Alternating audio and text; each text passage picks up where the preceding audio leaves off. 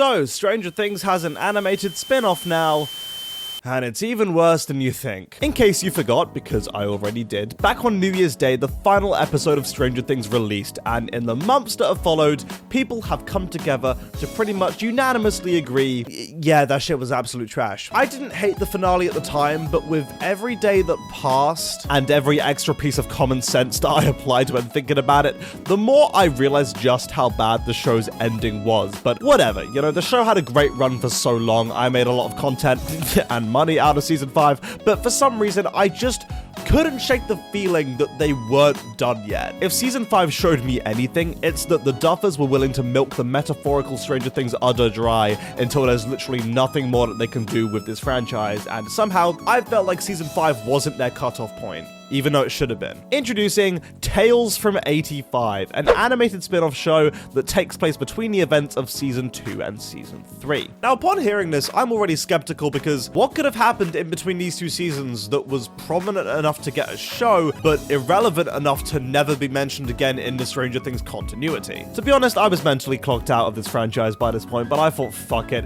you guys want me to give it a watch, and maybe this will bring back some of that early Stranger Things nostalgia, so let me give it the benefit of the doubt and dive into the world of Tales from 85. So I did, and oh my god, I wish I hadn't. Stranger Things Tales from 85 is probably the worst TV show I've seen in the past year. And I don't say that lightly because I have seen some bad television, but my god, this is just absolute fucking ass. Every single episode felt like an absolute chore to watch. Like, I was actively looking at the timeline on Netflix waiting for it to end. And that's not like a TikTok attention span thing.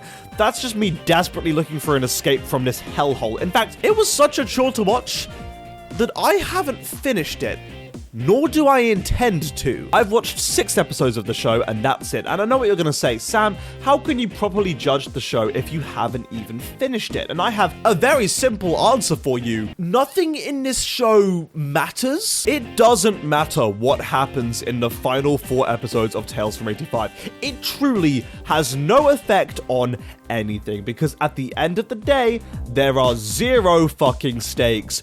A good prequel will introduce new characters and stakes to make you feel tense and engaged throughout the story. I mean, take Andor, for example. We know that Cassian dies in Rogue One, but the show introduces such a compelling new cast and sets such interesting and different stakes that the story really matters and has a reason to exist in its own right. But in Tales from 85, everything is irrelevant. There's only like a couple of new characters, being the fuck-ass new kid who's super annoying and her mum, and I'll delve into her later, but just so you know, she fucking lives? Nikki is alive at the end of the season, so yeah, really, nothing matters. There are no stakes. And as for the existing cast, I mean, do the showrunners truly expect me to sit there watching Lucas and Max being chased by Demogorgons and be like, oh no, are Lucas and Max gonna die? The same characters that have complete and utter invincibility for the 3 seasons after this and have a happy ending together? Oh shit, no, they're gonna die. They're gonna get killed by the monsters. Oh man, I'm on the edge of my seat. Also, after episode 6 of 10, you would hope to get at least an inkling about the overarching plot of the show, but you just don't. Every episode is just gang encounters new monster, gang defeats new monster with a few arguments along the way, slight tease at the end that there's a bigger evil looming, rinse and repeat while the audience scroll on TikTok and get lobotomized. And I know that this is an animated show that's more aimed at kids, alright, I get that, I'm not necessarily the target audience, but it takes place in the same continuity as the rest of Stranger Things, so excuse me if I expect something that matches up to that at least a little bit. I mean, not to keep using Star Wars as an example, but the Clone Wars was an animated kids show that served as a prequel in the Star Wars franchise, and yet that show was captivating. Why? Because of their fascinating new characters, added layers and depth to their existing ones, and exciting new stakes, which Tales from 85 has none of. Oh yeah, the existing characters, the Hawkins gang, how did they translate from live action into this show? Are they just as good? Do they get better? Does the show add to their characters and give them extra layers of complexity and depth? Nope.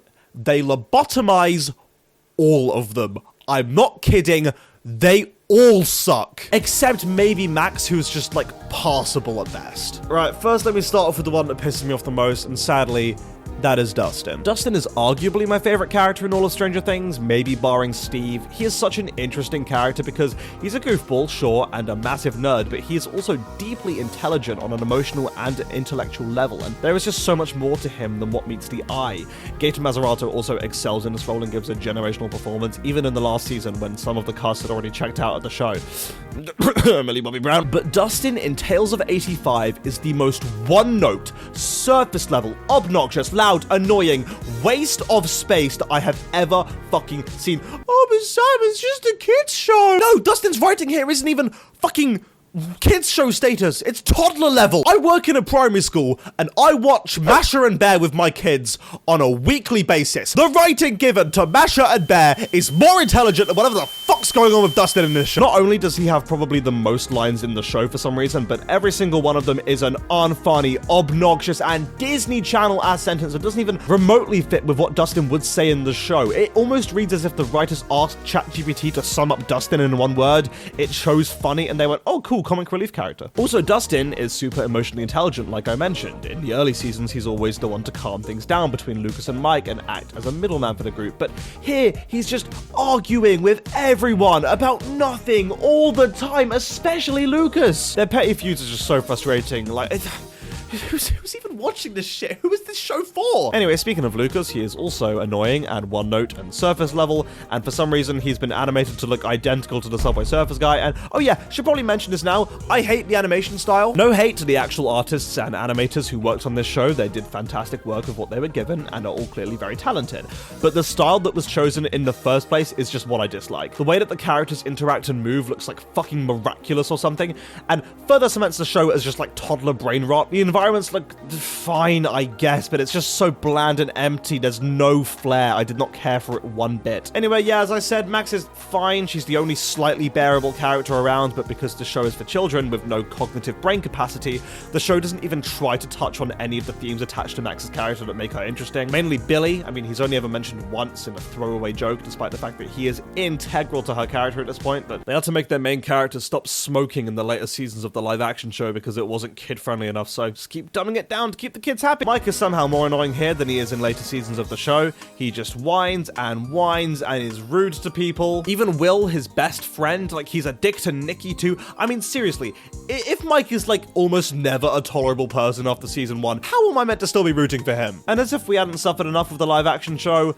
Mike and Elle are still fucking fighting here! Genuinely, when I saw them argue, I rolled my eyes so hard I saw my frontal lobe for a minute. I don't give a shit about their annoying relationship based on no chemistry. I'm sorry, it was good in seasons 1 and 2, maybe 3 a little bit, but after that they are bland as fuck. And it's not even a new argument either. It's the exact same fight that they have just months after this in season 3 of Stranger Things. Mike, stop speaking for me. I get to decide how I use my powers and when I put myself in danger. Ugh, damn it, Elle. I just want to keep you safe, my little Pookie. Sorry, I feel like if Mike was born in his generation, he'd speak with a Sykkuno voice. Elle herself is boring here, by the way.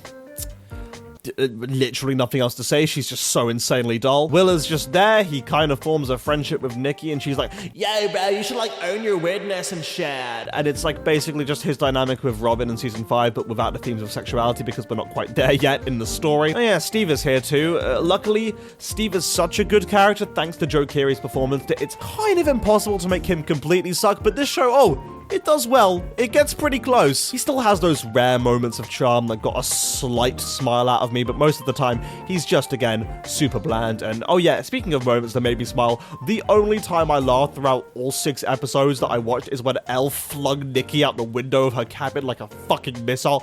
That was so unintentionally hilarious, and it was the only time I enjoyed myself while watching this. And yeah, I guess I should probably talk about Nikki, huh? Staying consistent with my thoughts on this show so far, Nikki sucks. She's annoying, takes up so much screen time, kind of reminds me of like a Disney Channel version of Eddie Munson, which let me tell you now, clearly doesn't work, and her emotional dilemma is just so boring. She moves around a lot because of her mum's job, so she never finds herself able to attach to a friend group out of fear of getting hurt, and when she gets in good with the gang, Mike talks shit about her behind her back.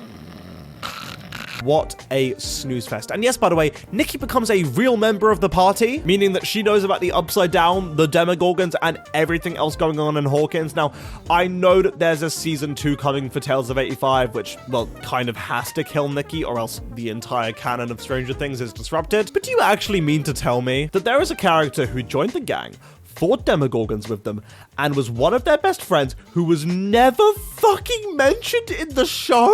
At no point did any of the party mourn her or grieve her loss, even mention her in a passing comment. And furthermore, when in season 3 the gang are like, how could the Mind Flayer have returned? Elle closed the gate. Did they not stop to think, well, I mean, there were a bunch of weird fungus-based plant shit Demogorgons running around like 5 months prior to this, so it actually makes quite a bit of sense that the Mind Flayer is probably still around. Basically, the creators of Tales of 85 write this show in such a way that it doesn't necessarily disrupt canon, but it does make the canon seem stupid and illogical. But then again, stupid and illogical does seem to be the theme of the Stranger Things franchise now. And listen, I don't know how this whole plant Demogorgon bullshit is resolved. I have no idea what happens, but let me remind you again that it literally doesn't fucking matter, because nothing that happens in this show has any kind of bearing on anything that happens in the 3 seasons of Stranger Things that follow it. And that would be fine if this show was clearly established as non-canon, but as it stands, it is canon. Netflix actually want me to believe that Will 1v1 some massive demo plant monster with a hammer,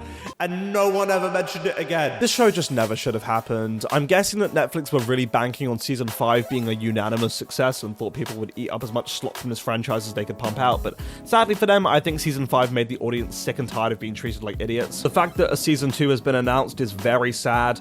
We should just leave Stranger Things to rest now, but I'm pretty sure there's also a spin-off in the works about the Mind Flayer and the meteorite that Henry Creel found in the cave, so yeah, I guess Stranger Things is going to be our lives until the Duffer Brothers stop buying mansions from it. Anyway guys, thank you so much for watching. I really do appreciate it. Please do subscribe if you enjoyed. I spent ages on this video, so just a like, a subscribe, it would go a very long way. See you all later. Thanks so much. Goodbye.